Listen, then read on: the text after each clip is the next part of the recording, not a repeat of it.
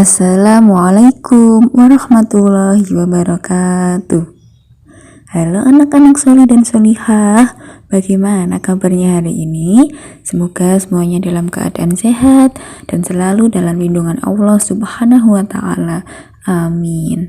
Nah anak-anak, jumpa lagi dengan Bu Fira di mata pelajaran Akidah Akhlak. Hari ini kita akan melanjutkan belajarnya mengenai adab bertamu dan berteman. Nah, sebelum memulai belajarnya, mari kita berdoa bersama-sama. Mari kita membaca basmalah. Baca bismillah dulu, baca bismillah, baca bismillah, baca bismillah, baca bismillah dulu. Nah, kemudian jangan lupa siapkan alat tulisnya, siapkan LKS-nya, siapkan buku tulisnya. Jangan lupa untuk mencatat poin pentingnya ya.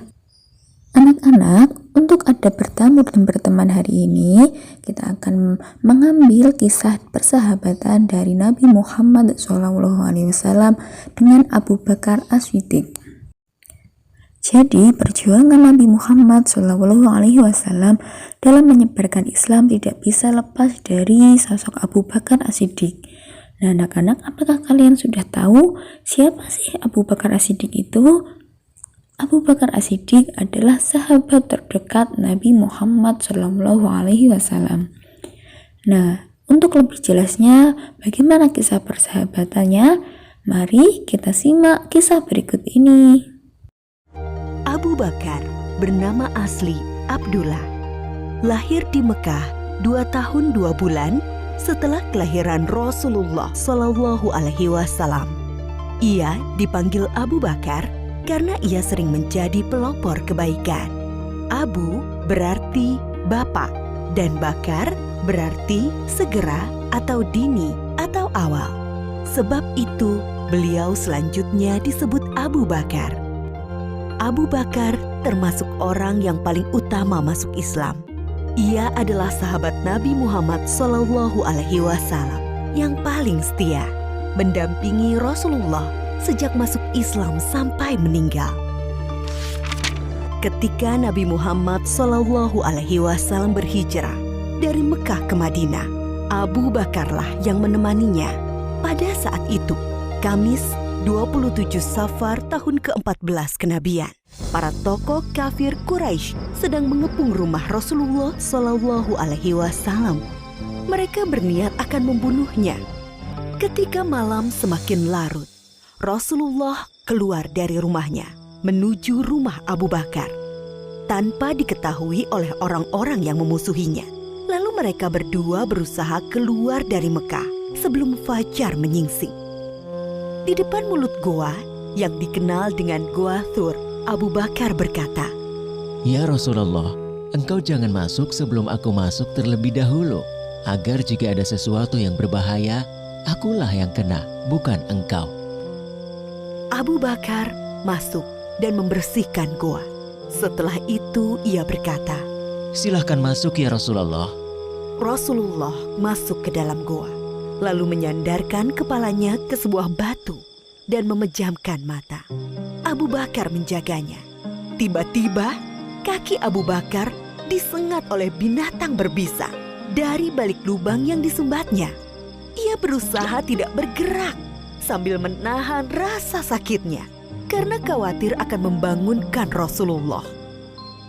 Namun rasa nyeri yang sangat membuat air mata Abu Bakar menetes dan mengenai wajah Rasulullah Shallallahu Alaihi Wasallam.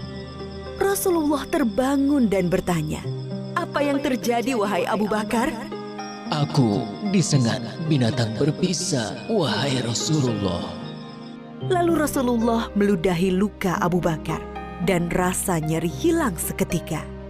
Abu Bakar mendampingi Rasulullah Shallallahu Alaihi Wasallam dalam hijrah ke Madinah selama 10 hari, 3 hari di Gua Sur dan 7 hari di perjalanan ke Yatsrib, Madinah. Sampai mereka tiba di Madinah dengan selamat pada hari Senin 8 Rabiul Awal tahun 14 kenabian. Ketika Rasulullah Shallallahu Alaihi Wasallam jatuh sakit, Kemudian sakitnya semakin parah. Beliau bersabda, "Suruhlah Abu Bakar untuk menjadi imam sholat." Sebagian ulama sahabat memahami bahwa perintah ini adalah petunjuk Nabi Muhammad SAW bahwa Abu Bakar adalah sahabat yang paling utama. Rasulullah juga pernah berpesan kepada Bilal sahabatnya, "Wahai Bilal, jika waktu sholat telah tiba dan aku belum datang, mintalah Abu Bakar menjadi imam." Oleh karena itu, setelah Rasulullah SAW wafat, Abu Bakar dibaiat sebagai pengganti pemimpin umat Islam. Ia menjabat sebagai khalifah selama sekitar 3 tahun. Demikianlah contoh persahabatan dan adab dalam berteman yang dicontohkan dalam kisah Abu Bakar As-Siddiq dengan Nabi Muhammad SAW. Nah, dari kisah tersebut dapat kita teladani sebagaimana berikut.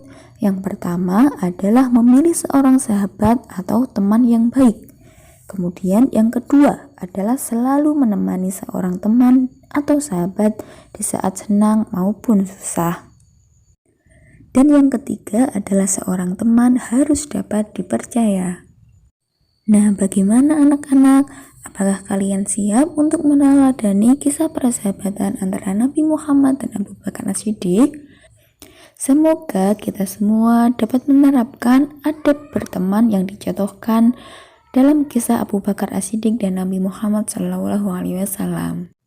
Sekian pembelajaran untuk hari ini. Sebelum diakhiri, mari kita membaca hamdalah bersama-sama. Baca alhamdulillah, alhamdulillah, alhamdulillah, alhamdulillah. Baca alhamdulillah.